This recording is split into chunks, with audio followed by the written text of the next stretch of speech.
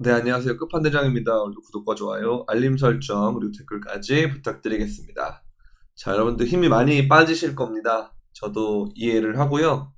비트코인이 엄청나게 빠졌습니다. 그게 새벽에 일어났기 때문에 김치 프리미엄의 경우는 아직까지 4%, 4.5%대로 더 올라간 모습이에요. 이게 이제 새벽에 떨어지다 보니까 한국 사람들은 이제 대응을 잘 못해서 가격 차이가 많이 벌어진 모습인데요. 그래서 프리미엄이 꼈지만 이거는 한 번 더 떨어질 가능성이 있거든요. 업비트에서는. 그래서 이런 부분들 김프 빠지는 거를 좀 조심을 해야 될 것 같고요. 보시면 이제 가격들이 엄청나게 빠졌습니다. 이렇게 보시면 트론도 잘 나가다가 많이 빠졌고 이렇게 엄청 많이 빠졌는데 이제 이런 걸 보면서 느끼는 거는 이제 제가 그 코로나 빔을 좀 생각을 했었어요. 그래서 이런 부분들 제가 이제 여기가 깨지면 33,000이 깨지지 않으면 괜찮은데 깨지면 좀 어렵겠다 이렇게 봤던 부분인데요. 그 이후에 엄청나게 빠진 거를 봤을 때는 이제 일봉에서 이런 형태가 나오는데 이런 형태가 그러면 일단 지표로 봤을 때는 이 상황과 비슷한 것 같기는 해요. 이 상황과. 근데 이제 여기서 한 번 더 빠지느냐 아니면 이렇게 올라가느냐 둘 중 하나일 것 같긴 하거든요. 근데 이제 여기서는 많은 사람들은 이제 더 빠진다 빠진다 빠진다 이렇게 볼 건데 저는 오히려 이쯤 이렇게 빠졌으면 많은 장기 투자자들이 흔들렸고 어제를 기점으로 흔들렸고 그리고 더 빠졌기 때문에 저는 이제 좀 더 매수를 해볼까라는 생각이 드는 자리이긴 하거든요.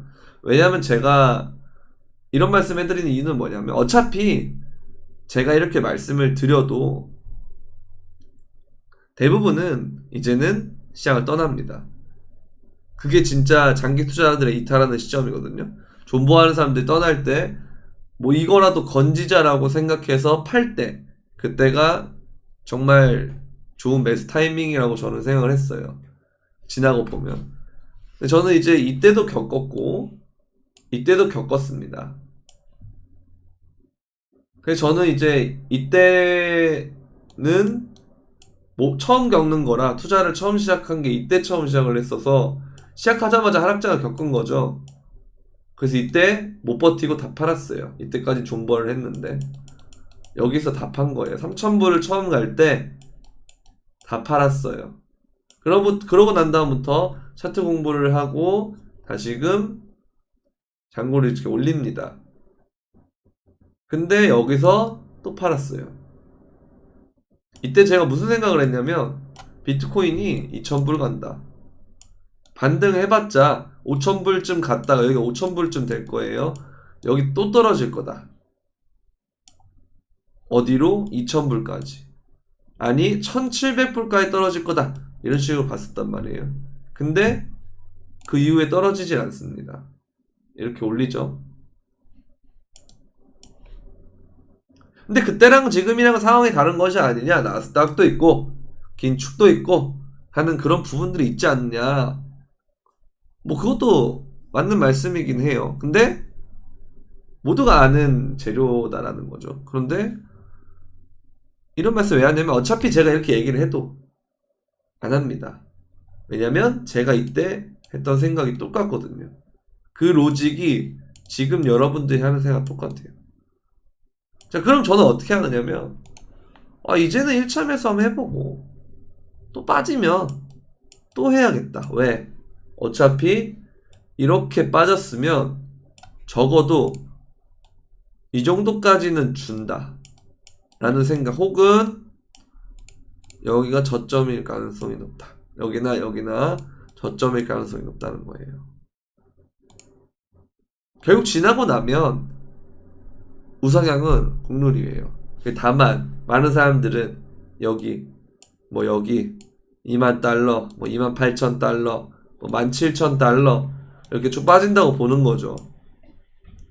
그런 건 어쨌든 관점의 차이고 뭐 거기까지 기다리는 사람이 많다면 그 자리를 줄까에 대해서는 조금 의문이 들긴 하는데 저는 어쨌든 이 부분에서 롱을 한번 쳐봐야겠다 라는 생각이 들었습니다.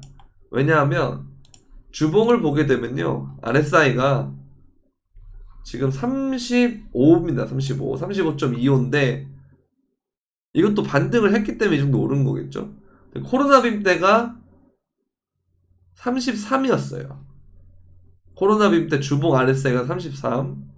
2019년에 제일 낮았을 때 주봉 RSI가 29. 역사상 보시면 이 주봉에서의 RSI 현재 구간을 한번 그어볼게요.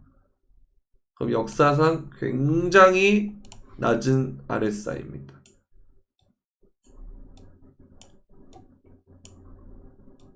이런 구간이에요, 지금. 이 구간이거든요. 이런 형태의 구간. 자, 그래서 이런 형태를 보면 지나고 나면 이게 뭐 더 떨어지든가 말든가 여기만 버티면 이거다 라는 생각을 저는 하는 거죠. 그래서 이 구간까지 떨어지면 저는 더 사는 거고 아니면 위로 올라서 사는 거고. 그리고 이제 아예 포트폴리오를 저는 어떤 형태로 좀 조절을 했냐면 이제는 메타가 바뀐다는 거죠. 시장이 왜 성숙하고 있다는 걸 좀 느끼냐면 이런 걸 보면 여러분들이 뭐 이제 가격 변동성이 심한데 이게 무슨 성숙이냐 이렇게 생각할 수 있지만 사실 가장 성숙하다는 S&P도 어제 마이너스 3%가 빠졌죠. 그리고 나스닥도 4%대가 빠졌습니다. 비트코인은 그렇게 치면 지금 8% 빠진 거 아니냐 뭐 이렇게 볼 수 있어요. 7% 8% 빠진 거 아니냐 이렇게 볼 수 있어요. 그런데 어차피 얘네들도 빠진다라는 거죠. 자, 그러면 뭐 금으로 한번 가볼까요? 금 마이너스 1%대 또 빠지고 있죠. 금도 빠지고 있어요 지금. 자, 그런 상황에서 그럼 원화 갖고 있는 게 제일 낫네요 이렇게 생각을 해봐도 지금 문제가 환율이 계속 올라요. 지금 이렇게 환율이 계속 올라요. 환율이 계속 오른다는 거죠. 그럼 우리는 딜레마에 빠지는 겁니다. 주식도 안 돼. 금도 안 돼. 달러 갖고 있는 것도 달러가 그나마 낫겠죠. 근데 달러도 달러 인덱스가 고점이에요 이제. 그런 위험성이 있고 달러도 모르겠어. 원화 들고 있으면 환율 때문에 더 안 돼. 그러니까 이런 딜레마에 빠진다는 거예요. 아, 그럼 경기 침체는 오겠다 라는 거. 근데 제가 코인을 왜 얘기를 했냐면 이 코인의 경기 침체에 대해서 우리나라의 환율이 맛이 갈라 그러면 다른 신흥국들은 어떻겠으며 우리나라는 되게 나름 10위권의 경제 대국이잖아요. 근데 우리나라 환율이 이 정도면 다른 나라도 마찬가지겠다. 그렇다면 달러는 과연 이게 가장 좋은 걸까? 라고 생각하면 러시아 전쟁 그리고 러시아와 중국과 그 아래 세력들 얘네들이 탈달러를 선언을 할 것이고 그 신흥국들은 환율에 대해서 위험하기 때문에 다른 대체 수단을 생각을 할 것이고 그러다 보면 달러의 패권이라는 관점에서 봤을 때 이전에는 달러가 전 세계를 다 점유하고 지배했다면 이 탈달러 현상이 일어났을 때 달러의 점유율은 낮아진다는 겁니다. 지금보다. 왜냐하면 지금이 가장 혹은 이전까지가 가장 높은 달러 점유율을 갖고 있었기 때문에. 자, 그렇다면 이 점유율이 내려간다는 건 점점 달러의 지위 자체가 떨어진다는 뜻이고 이는 달러 인덱스 역시도 지금이 가장 높을 가능성이 높다라는 겁니다. 뭐 향후 몇 년 동안요. 그럼 이런 상황에서 과연 뭐가 이렇게 부각이 될 것이냐. 저는 이게 비트코인이 그래서 부각이 된다고 보거든요. 그래서 이런 부분을 봤을 때는 이번에 도미넌스를 보게 되더라도 올랐는데 이 수렴대를 통과하지 아직 못하고 있어요. 그러면 또다시 이렇게 떨어질 가능성이 있다라는 거죠. 자, 그러면 이 장세는 빠르게 회복할 가능성이 있다라는 거예요. 저는 그래서 이 가능성을 보고 매수를 하는 겁니다. 그러나 이거는 장기적인 투자자들이 좋은 거고 그리고 코인의 전망을 굉장히 밝게 보는 분들은 이 가정을 굉장히 신뢰도 있게 보면 되는데 문제는 이제 대부분은 그게 안 될 거라는 거죠. 그래서 이걸 따라하지는 마시고 여러분들 2차 하락도 기다리시고 더 보수적으로 많은 사람들이 보는 관점으로 접근하시는 게 좋을 것 같아요. 이제는 뭐 어차피 원망할 대상을 찾는 거겠죠. 뭐 어느 유튜버가 틀렸네, 맞았네 하면서 내 장고 책임져라. 뭐 선택은 여러분들 본인이 하는 거다라고 하지만 그런 원망을 할 것이고 마음이 아프시고 할 거예요. 다 이해하고 그리고 관점이 틀려서 너무 죄송하고 그럼에도 저는 계속 저만의 길을 갈 겁니다. 왜냐하면 저는 2019년하고 2020년에 그 저점을 못 잡은 거에 대해서 굉장히 후회를 하고 있는 사람이라 사람이 3번 똑같은 실수를 반복해서 안 된다고 생각을 하거든요. 그래서 저는 우직하게 저만의 길을 가려고 해요. 그래서 여러분들도 좀 시장을 좀 길게 보시고요. 이제는 정말 가격도 많이 싸졌고 장투하는 사람들 입장에서 단순하게 봤을 때 코인의 가치는 변하지 않고 있는 거거든요. 왜냐하면 이거 보시면 컴파운드도 지금 보면 디파이 최초로 S&P에서 신용등급을 부여를 받았어요. 이거는 정말 지속적 이게 정말 정말 큰 그 전환점이 될 거라는 생각이 드는 게 이제 디파이랑 이런 탈중앙 금융 자산도 인정을 받는 시점이 온다는 거예요. 그러면 이게 시작인 거지 아직 끝이 아니라는 거예요. 그래서 이런 부분들을 보게 되면 계속해서 이런 상품들이 편입이 되고 보편화가 되면 그것 자체가 시총이 커지는 거고 가치가 올라간다는 거죠. 그래서 이런 부분들을 보게 되면 저는 굉장히 긍정적이다라고 보고 시장의 가치와 성장은 계속해서 올라갈 건데 다만 가격이 현재 반영이 되지 않은 거기 때문에 저는 이것은 저평가의 영역일 수 있다라고 보고 있어요. 그래서 마이크로 스트래티지가 굉장히 위협을 받고 있는데 보시면 이제 뭐 맥도날드 짤 올리고 월요일 아침에 일터로 돌아갈 거다 이렇게 밈으로 이렇게 투자 손실을 본 사람들한테 알바해야 된다라는 그런 외국의 밈인데요. 근데 얘는 이제 비트코인이 21,000달러가 되면 이제 큰일 나는 사람이라 하락하게 두지 않을 거다. 뭐 이렇게 얘기는 했습니다만 어쨌든 간에 이제 얘도 물렸고 다 물렸다는 거죠. 그러면서 이제 마이크로 스트래티지 평균 매입가 미만의 거래입니다. 그래서 평단이 마이크로 스트래티지 평단보다 더 밑에 있기 때문에 얘도 손실 중이라 이제 진짜 시간은 누구의 편이다? 개미의 편이에요.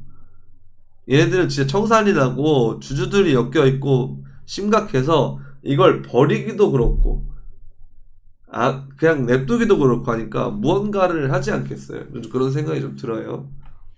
그리고 엘살바도르도 500비트를 추가로 매입을 했는데 과연 엘살바도르가 신흥국들의 어떤 성공 사례가 될 것인지 성공 사례가 된다면 그러면 앞으로 신흥국의 비트코인 촉진이 가속화가 될 겁니다.